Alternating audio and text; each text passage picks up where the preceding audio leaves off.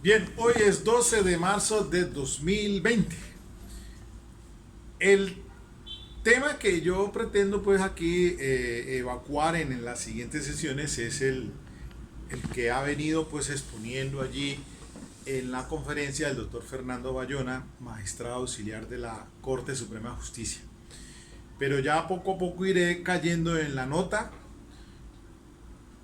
Solamente voy a plantear una cosa aquí y también a referirme en varios artículos que se escribieron por expertos en derecho penal en la revista de ámbito jurídico de ahora del 17 de febrero al 1 de marzo. Supremamente importante. A 15 años ya entraba en vigencia el sistema penal acusatorio. Pero bueno, yo quiero hacer énfasis en lo siguiente. El doctor Fernando Bayona, en las dos conferencias que editó aquí, una por el 2018 y ahora recientemente para el 2019, lo trajeron al Tribunal de Cali, le escuché varias veces decir en su discurso ese asunto de que el, el, el, el devenir de las cosas debería de darse normalmente, pero no es así. Y eso lo trata él de manifestar, es para dar a entender de que la Corte Suprema de Justicia ha matizado algunos asuntos dentro del proceso penal de este sistema penal acusatorio en vigencia hace 15 años, que es la ley 906 pues, de 2004. En punto puedo decir algo en relación con los delitos que se investigan por conductas de tipo sexual y abusos a menores. Porque es que hay que reconocer que en varias decisiones legislativas por asunto de política criminal se recogen esas sugerencias que el corte de cierre hace. Y miremos esto. Para no ir muy lejos, el artículo 438 de la ley 906, el 348 fue reformado por la ley 1652 de 2013, cuando dice que se admitirá como prueba de referencia excepcional el literal E, indicando pues que se trate de menores de 18 años víctimas de delitos sexuales. 1652 del 2013, esa legislación. O sea que ya llevamos 7 años con esto. Pero es que ya la Corte venía diciendo ese asunto en relación con la prueba de referencia. Eso viene desde el 2006 con una decisión del doctor Javier Zapata por allá, cuando el asunto del Campín, prueba de referencia, y ahí en adelante cualquier cantidad de asuntos que se ventilan en el proceso, ya en el juicio oral, y que son problemáticos. Por eso entonces le doy un ejemplo aquí relacionado con estas declaraciones rendidas antes del juicio oral, que en la preparatoria pues el fiscal podrá decir, para no revictimizar al menor, pues entonces entra con un vehículo que es conocido como el testigo de acreditación. Ese testimonio o esa entrevista recogida es antes del juicio oral y tiene su validez como prueba de referencia. Y mire, él decía también allí, cuando toca ese tema de la diferencia entre prueba de referencia y testimonio adjunto, y para eso cita dos sentencias, 44.9, 50 al 17 y 56.37 del 18, que es de prueba pericial, para señalar que muchas veces suele pasar en el juicio oral que por cualquier X o Y razón se retrata el testigo. Entonces, esa entrevista recepcionada del 347 antes del juicio oral va a ser ingresada en ese juicio como testimonio adjunto para que se valore frente a lo que se está diciendo allí en ese juicio oral y lo que había dicho allá atrás, pero que se está retratando. Entonces entra como un todo, con testigo adjunto, testimonio adjunto, y será objeto de valoración por parte del juez. Entonces ya ellos la Corte ha empezado pues a matizar esos temas, y así cae también en el tema de que el testigo vaya al juicio oral, pero no está disponible. Está allí, sentado físicamente, pero no quiere declarar o no quiere hablar. Entonces, ¿cómo es el tratamiento que se le da a ese testimonio? Pues el de prueba de referencia, o sea, se tendrá en cuenta esa entrevista es antes del juicio oral para que entonces se valore allí. Por eso es que me llamó mucho la atención por ahí cuando ese coloquio que yo subí y que así lo llamé coloquio sobre el feminicidio, en la que vino el doctor Jiménez de por allá de Costa Rica, experto en derecho internacional, el área de derechos humanos, y cuando le hizo ahí una funcionaria la pregunta de qué hacer en esos casos, sobre todo cuando se trata, por ejemplo, de violencia intrafamiliar. Mire, pasa aquí realmente con ese tipo de delitos en los que ya ha llegado o aproximándose el juicio oral, la víctima se retrata y dice, ah, pobrecito, mi marido, mi esposo, pues ya está preso y resulta que esto y esto y esto y esto y todo se arregla como los divorcios, debajo de las cobijas. Entonces, uno dice allí y dice él, pues hombre, la figura de la prueba anticipada. Entonces, eso llama mucho la atención y lo he venido observando porque para que el sistema penal funcione como debería ser, pues se acuden a ese tipo de figuras. Sin embargo, hay que tener en cuenta que la prueba anticipada de ese testigo, por si por ejemplo se trata de algunos asuntos del 438, que padece una enfermedad grave y que es posible que al juicio no vaya, pues hay que tener en cuenta que la norma dice que si llegado el juicio oral esa persona está viva o presente, pues tiene que ir al juicio oral, bajo el principio de someterse a confrontación, contradicción, publicidad e inmediación. No obstante, pues que también es válido en la prueba anticipada ante el juez de control de garantías. Pero fíjense que allí uno se va pues dando cuenta de que ahora que leo en ámbito jurídico y de pronto en otras sesiones voy a entrar a puntualizar cada artículo que se ha referido, me parece trascendental, sobre a 15 años de vigencia del sistema, porque dice que se tiene un balance más negativo que positivo. El tema de los preacuerdos, porque es que, por ejemplo, allá en el tablero coloqué la sentencia de unificación 479 del 2019. Ah, caramba, la Corte Constitucional en esa sentencia de unificación pues manda al traste con lo que dijo la Corte Suprema de Justicia en aceptar ese preacuerdo, pero ya la Corte Constitucional dice que pues tiene que existir un elemento de prueba para que se configure, por ejemplo, para que se dé la marginalidad del artículo 56, debe estar probado. Pues hombre, eso lleva a una situación de incertidumbre judicial, porque he venido dándome cuenta que esta figura del preacuerdo, en la que se degrada la conducta de autor a cómplice para obtener el 50%, pues es una figura que se puede utilizar para efectos pues de resolver la cantidad de problemas que se están presentando. Sobre todo, dígase usted ahora que se dan en diferentes tipos penales, conciertos para delinquir en concurso con otros delitos. Cuando se trata de esas masivamente personas que están en ese tipo de conductas punibles y permiten entonces que pues se maneje de esa manera.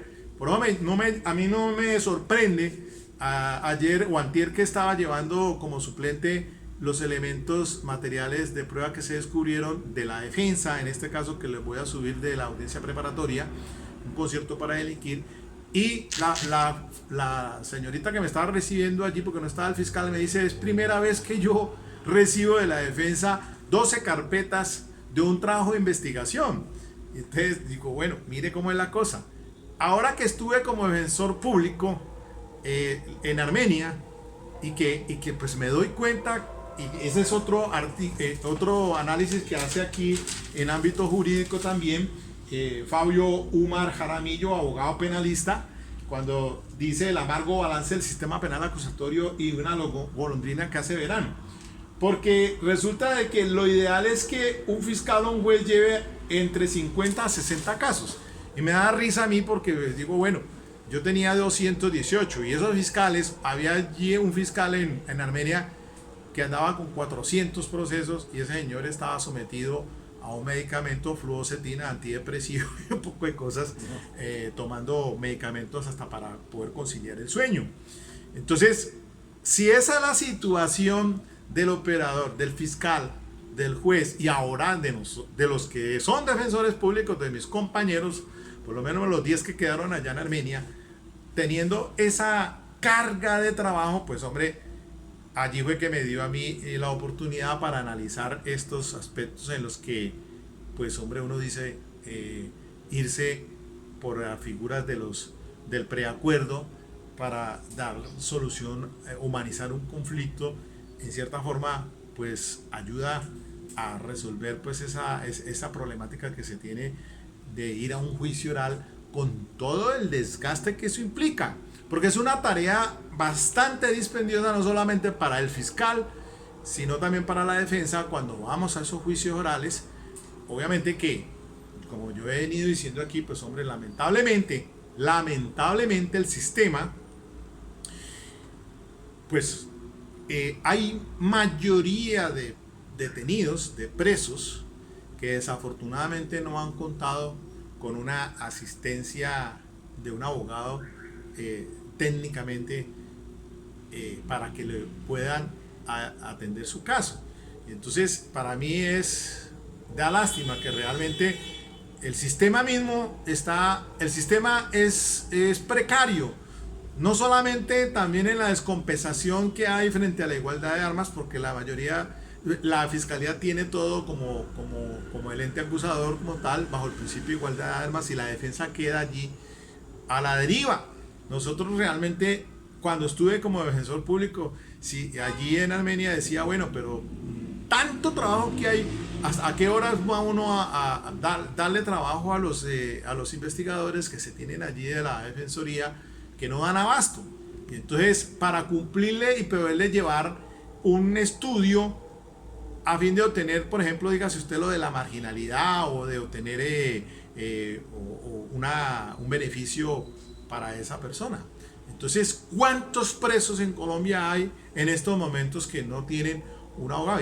Y acabo de escuchar ahora, para colmo de males, que con esta vaina del coronavirus, ahora sale el presidente diciendo pues que ya el acceso va a estar restringido a las cárceles por esta cuestión. Entonces digo, bueno, pues caramba, me llama un preso que está muy afanado con un caso personal y ese hombre dice, por aquí no viene el defensor porque no puede o no ha podido atenderlo, no es de confianza. Y entonces uno dice, bueno, pero ¿hasta dónde? Entonces, es lamentable, sí, es muy lamentable la situación, es completamente el resultado de el amargo balance del sistema penal acusatorio, en este artículo que escribe Fabio Umar Jaramillo, abogado penalista, y ahora pues lo que les decía con ese fallo de la Corte Constitucional del preacuerdo, que ni ellos mismos se ponen de acuerdo. Es decir, el tribunal, por fortuna, aquí se dice en este artículo que escribe Oscar Sierra Fajardo, abogado penalista también, y dice él pues que por fortuna acá el tribunal de Medellín pues le dio pues obviamente dentro de ese poder discrecional que tiene de apartarse de los fallos de la Corte Constitucional o de la Corte hasta el cierre, pero bien fundamentado para indicar pues que efectivamente dicho tribunal hizo un juicioso estudio de la figura del preacuerdo que reconocía la circunstancia de marginalidad sin soporte probatorio y decidió apartarse del precedente constitucional al reivindicar que el preacuerdo es una ficción punitiva que no afecta el delito imputado o acusado, sino que simplemente se toma como cierta para efectos punitivos, por lo que tal exigencia es desproporcional. Si la Corte Suprema había dicho, hombre, a los jueces no se metan en ese tema de que el fiscal es discrecional, simplemente diga él va a degradar la conducta y pues obviamente que lo que se verifica es que no se hayan violado derechos fundamentales por parte de la judicatura, pero ya inmiscuirse la judicatura en el tema del preacuerdo del fiscal con la defensa, pues eso raya totalmente. Y pues hombre, mire, estas son las inconsistencias del sistema a 15 años pues que ya llevamos de vigencia. Es un asunto allí complicado. Y también pues el otro artículo aquí, pues de una vez, digámoslo así, Andrés Felipe Jaramillo escribe como representante legal de Total Jurídica, dice aquí: 15 años del sistema procesal penal, un balance más negativo que positivo. Esto, mire este detalle para que ustedes lo tengan en cuenta. Él dice que la acusación y la casación son demandas. Claro, claro. Esa es una vaina completamente absurda, que uno vaya a una audiencia de acusación y el juez mismo diga: vea, ¿sabe qué? Pues no es necesario que lea todo eso, ya le entregaron el escrito de acusación, simplemente haga referencia a tal cosa. Entonces eso es un mero formalismo. Lo mismo que la demanda es que de casación, pues hombre, todo debería regirse bajo el sistema de oralidad. A mí me llama la atención porque aquí en este artículo que estoy leyendo de ámbito jurídico, sí es cierto el tema. ¿Sabe cuál es el tema? El de la apelación de la sentencia condenatoria. En cierta ocasión, hace años atrás, comenzado el sistema, yo sí fui a sustentar una apelación. Se hacía al Tribunal de Cali. En el Tribunal de Cali me tocó una apelación de una sentencia condenatoria de un señor por homicidio, 18 años en un juzgado 10º penal de circuito. Yo apelé, interpuse el recurso de apelación de esa sentencia condenatoria y me tocó irme a sustentarla al tribunal, que me pasó algo, una cuestión que ojalá no le pase a ninguno, porque ahí es donde dice uno la responsabilidad que se tiene como abogado. Llegué a la audiencia ante el Tribunal de Cali a sustentarla cuando iban saliendo los magistrados. Uno de ellos me conocía y me dice: Miguel, ¿qué pasó? Yo, ¿qué pasó? Pues si ya pues, ¿en qué horas tenés? La 1 de la tarde. Pero será en su reloj, porque en el mío es la 1:05. No te la declaro desierta por la amistad. Y me fijaron otra fecha para ir a sustentarla. Yo fui y sustenté nuevamente ante el Tribunal de Cali, y 2 magistrados revocaron la condena de 18 años y uno, el que me increpó esa situación, salvó el voto. 18 años se salvó ese señor, ya no está, pues salió libre. Y esa experiencia me pasó. Entonces ahora, cuando me llama potentísimamente, me llama a la atención de que el código en el artículo, el que se refiere pues al de la apelación, dice que son ahí mismo o por escrito dentro de los 5 días. Carajo, yo decía, pero bueno, una apelación, ¿para qué otra vez volvemos al sistema escritural? 5 días después, ¿por qué no lo hace ahí mismo en la apelación? Incluso, si usted está preparado bien, inmediatamente déle traslado al no recurrente. Pero si usted lo hace por escrito, entonces 5 días después que usted presente el escrito de apelación, entonces ya, eso es volver al sistema escritural. Mire, estamos reversando. Lo mismo pasa con la acusación. Para mí la acusación realmente sería inoficioso. Dele un traslado del escrito como en el procedimiento abreviado. Mira, aquí está el escrito de acusación. Ya, ahí está el contenido del escrito de acusación. Lo importante en este sistema es la preparatoria y lo que se va a ir a juicio oral.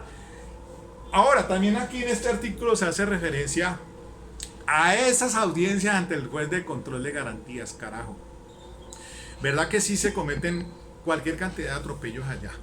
Sobre todo la cuestión mediática, dice allí. Pues claro, eso tiene incidencia en el juez de control de garantías. Al tomar la decisión, muchas decisiones no se hacen así en derecho, sino que es no objetivamente, sino subjetivamente.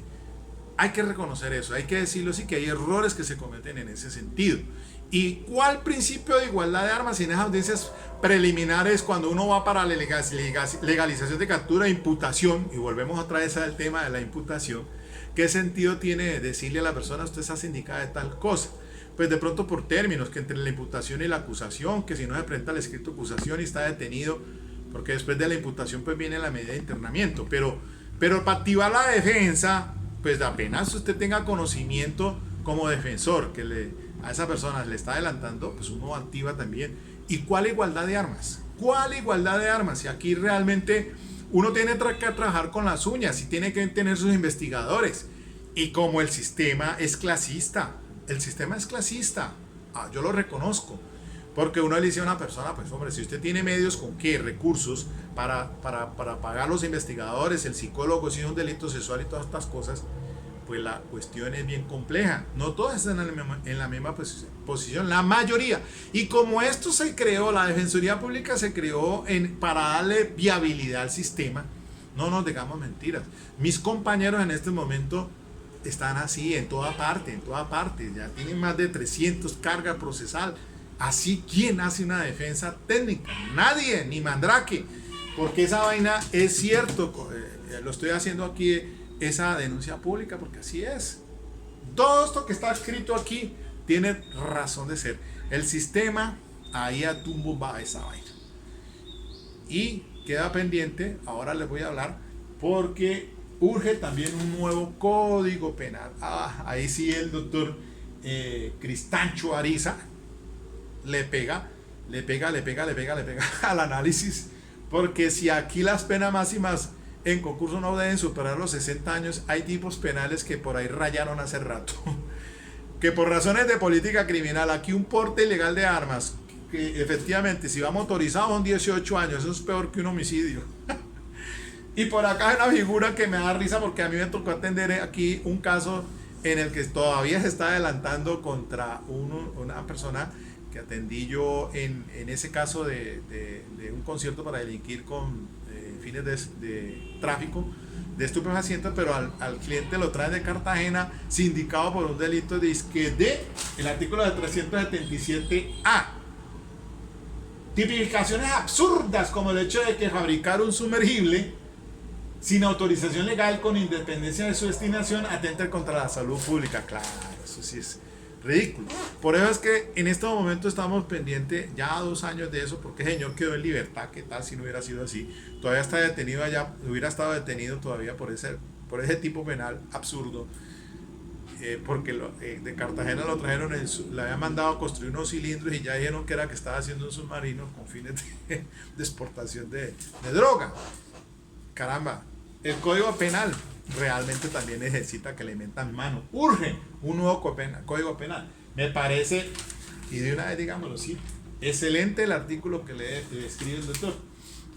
La cobertura mediática de algunos procesos llevó a que lo cual legislador se apresure a crear o adicionar delitos. Así es. Y hay tipos penales aquí que van, pues, rayan en lo absurdo, ¿no? Como hay otros tipos penales que ya ni deberían estar acá. Hay conductas punibles que ameritan un trámite ante legislación civil, no en la penal. ¿No? Tenemos un código de penas, carajo, que eso es un glosario de tipos penales que pues, da risa. Entonces, realmente sí, váyanse ustedes, léanse esto de ámbito jurídico, de ley, no es que esté haciendo publicidad aquí a ninguna revista, pero por lo menos muy bueno la crítica sustancial que se le hacen a estas figuras que pues tiene la ley 906. Sí. Entonces, hasta aquí, mis queridos amigos, voy a dejar este punto nomás en discusión. Yo quería pues abordar el tema, pues más adelante será que vuelvo otra vez, no en orden como está allí en el tablero, pero sí quería adelantarme pues de lo que les dije inicialmente al inicio de esta charla, que me llama poderosamente la atención lo del magistrado Fernando Bayona. Pues sí. Entonces, él ahí trabajó unos puntos, como en el audio anterior, de decir que la judicatura debería potencializar lo de la solicitud de parte. Y entonces, porque algunos defensores o fiscales también, y no nos digamos mentiras, es que en esto hay un desconocimiento de jurisprudencia. Realmente son pocos. Porque es que no les queda tiempo para leer, pues, pero tremendo que usted no, esto hay que estudiarlo juiciosamente, pues son unas sugerencias, unas directrices que tiene, si no es doctrina probable, porque pues cuando ya 3 decisiones abordan un mismo punto, pues ya eso es doctrina probable, y entonces todo lo que en esencia conocemos, sobre todo en los fallos de la Corte Constitucional, sí, ratio decidendi, y eso es erga omnes para todos.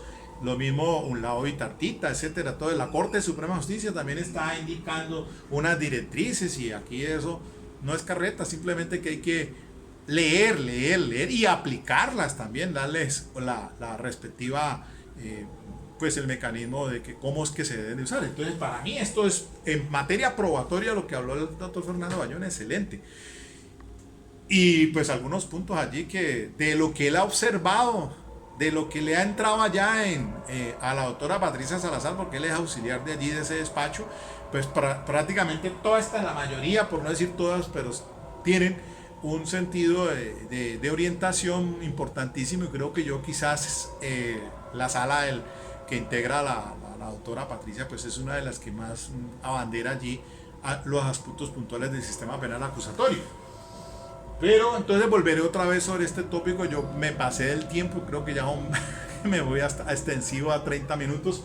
Pero sí, volvemos otra vez a ese temita de la diferencia entre prueba de referencia del testimonio junto y otros aparte allí que ya las bajé, las sentencias ya las ubiqué, todas estas entren a la rama judicial.gov.co, allí hay Corte Suprema de Justicia, váyase al contenido de sentencias, dele ahí, hay un número erradicado del proceso y allí entonces pueden